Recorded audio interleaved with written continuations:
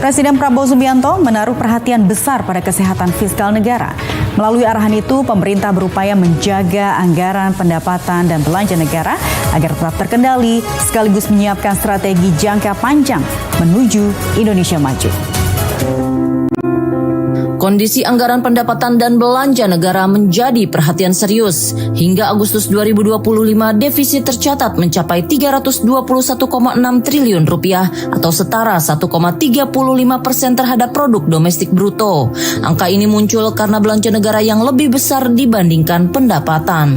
Data Kementerian Keuangan menunjukkan realisasi pendapatan negara sudah menyentuh 1.638,7 triliun rupiah atau 57,2% dari target tahunan. Namun capaian ini lebih rendah dibanding periode yang sama tahun lalu.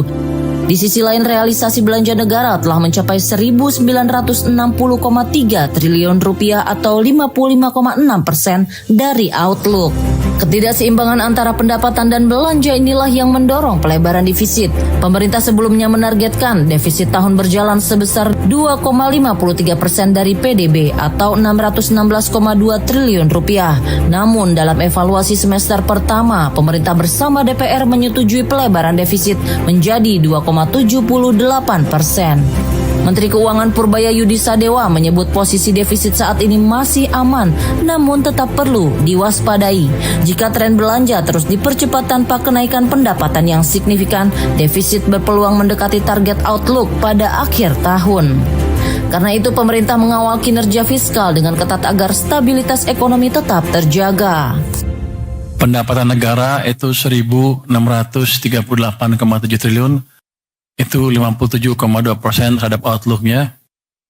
Belanja negara mencapai 1.960,3 triliun, 55,6% terhadap outlook. Defisit APBN 321,6 triliun atau 1,35% dari PDB. Keseimbangan primer masih 22,0 triliun rupiah. Jadi kalau lihat dari sini sih, harusnya kan negatif keseimbangan primer sampai dengan akhir tahun. Jadi masih ada, ini indikasinya adalah masih ada belanja pemerintah yang mesti dipercepat lagi supaya keseimbangan primernya sesuai dengan desain waktu kita buat anggaran untuk tahun 2025. Dari gambaran situasi itu, Presiden Prabowo telah memberikan arah jangka panjang, yakni defisit APBN harus ditekan hingga 0% pada periode 2027-2028. Sebuah target yang ambisius, namun diyakini bisa dicapai dengan langkah-langkah efisien dan penguatan penerimaan. Menteri Keuangan Purbaya menegaskan, salah satu kunci mencapai target itu ada pada sektor perpajakan. Upaya yang kini dilakukan adalah mengefektifkan penerimaan dengan menertibkan penggelapan pajak. Pemerintah berencana menekan praktik ini secara signifikan dalam 1 tahun ke depan. Dengan penerimaan pajak yang lebih bersih dan efisien, potensi penambahan ruang fiskal akan semakin besar. Langkah-langkah ini dilengkapi dengan pergeseran kebijakan bertahap. APBN 2026 disebut sebagai pijakan awal menuju tahun defisit 0%. Meski ada kemungkinan penyesuaian seiring dinamika global, pemerintah memastikan arah kebijakan tetap konsisten. Saya sedang mencoba mengefisienkan, mengefektifkan pajak dan lain-lain dalam 1 tahun ke depan. Penggelapan segala macam akan kita coba hilangin dengan secara signifikan. Nanti kita lihat berapa langkah. Kalau udah efisien benar, berapa sih pendapatan pajak kita? Kamu bayar pajak nggak? Bayar, Pak. Bayar, bagus. Jadi gitu. Jadi rencana itu kan rencana. Kalau nggak bisa dijalankan 1 tahun ya nggak apa-apa. Kita geser pelan-pelan, tapi kita jelas arah kita menuju ke sana. Tapi kalau meleset dikit ya nggak apa-apa. Kenapa? Lihat tuh negara-negara dunia lain semuanya lagi susah kan? Sejalan dengan itu, Menteri Keuangan juga memperkenalkan strategi besarnya bernama Sumitronomics, sebuah kerangka ekonomi yang dirancang untuk mendukung visi Indonesia sebagai negara maju. 3 pilar utama menjadi landasan: pertumbuhan ekonomi pesat, pemerataan pembangunan, dan stabilitas nasional yang dinamis. Pilar pertama berfokus pada akselerasi pertumbuhan dengan target mencapai lebih dari 6% dalam waktu dekat dan menembus 8% dalam jangka menengah. Pilar kedua diarahkan pada distribusi hasil pembangunan yang merata di seluruh wilayah, bukan terkonsentrasi di satu daerah saja. Sementara pilar ketiga menekankan pentingnya menjaga ketahanan ekonomi di tengah ketidakpastian global. Purbaya menilai tanpa pendekatan yang inklusif dan seimbang, sulit bagi Indonesia untuk naik kelas menjadi negara maju. Karena itu Sumitronomics menjadi panduan agar pembangunan berjalan simultan.